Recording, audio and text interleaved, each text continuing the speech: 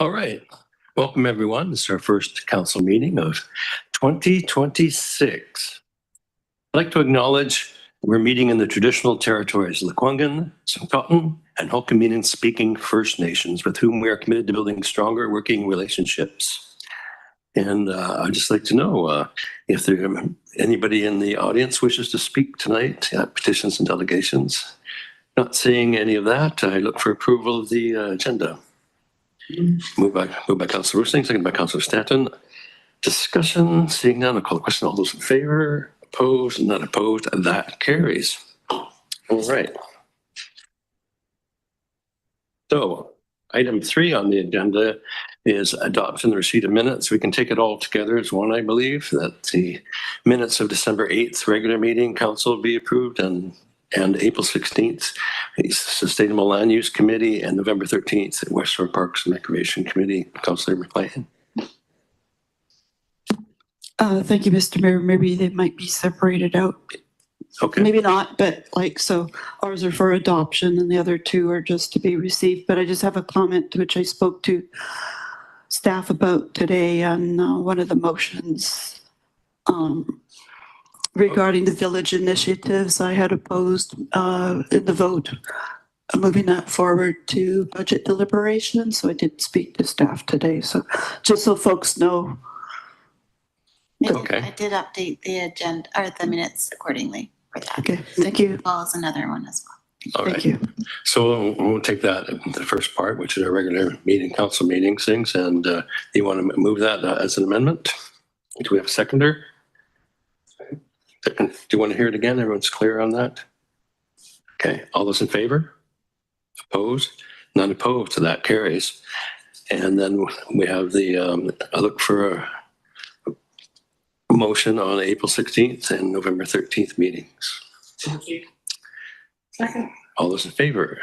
Opposed? None opposed, that carries. And just myself on a report this time around. Anybody else have anything to add at this time? Councilor Singh. Just very quickly, the new Crest building is now in full operation. They are refitting police cars and fire engines, and they were featured on the deck.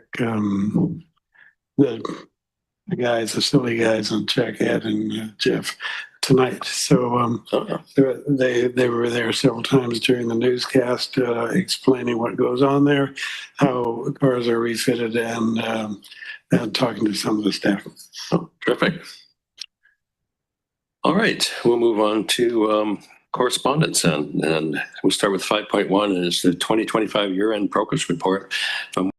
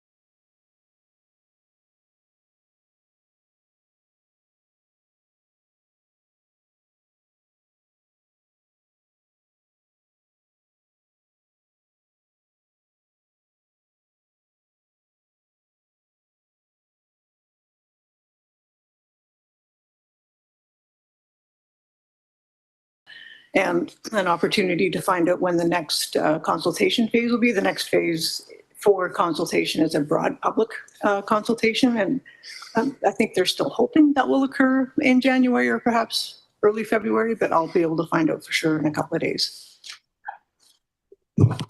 Thank you. And just wanted to follow up with the query that we had during budget discussion at our last council meeting regarding the differences in the estimated population projections.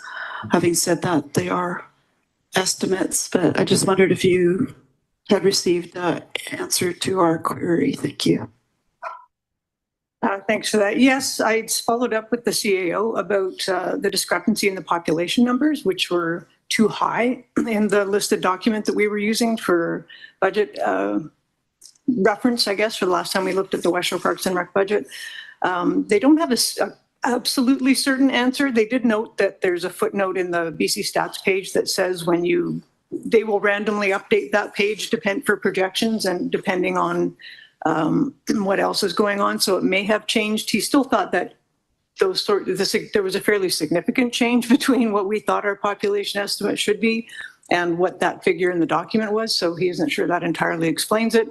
The only, I guess, comfort we can take out of all of this is that those population figures are not used as part of the way that we calculate the municipal requisition. They were used in that table to help estimate the cost per person of what that municipal requisition turns out to be in each jurisdiction, because they are slightly different. But so that number will have been affected, but the overall requisition will not. Mr. Brown has offered to come to provide an update on 2025 year end and budget conversations and whatnot as well to council if that's of interest.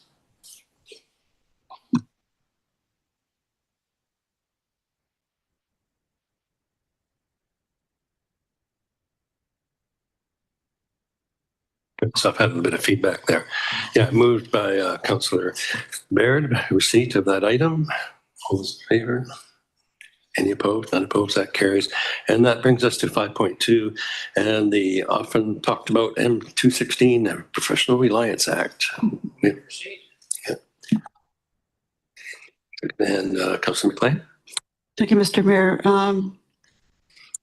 So I had asked, I don't know who else might have, but I had asked for these two pieces of correspondence to be placed on our agenda. And, I'm pretty sure there's probably not too many municipalities in the province of BC that are happy with or even care for Bill M216, amending the Professional Reliance Act by the province of BC. And so I thought the letters were both really well written and generally had generic concerns, although both letters were somewhat different, but they were both good. And so I was actually going to, did we vote on that previous motion? Sorry. Did we move on the motion to receive? Well, no, we haven't. Okay. Well, I was going to propose We have that. a motion on the table. Okay, well, I'll wait for that. I was going to propose that District of Highlands also send a letter for what it's worth. Can we add that as an amendment to this? Oh, okay. So, as an amendment, I move that council direct staff to write a letter for the Highlands Mayor's signature, reflecting the same concerns within the two pieces of correspondence on the agenda this evening, and copy it to Premier David Eby. I believe it's Finance Minister Bailey and Minister Boyle. Oh, and the President of UBCM. Yep. Moved and seconded.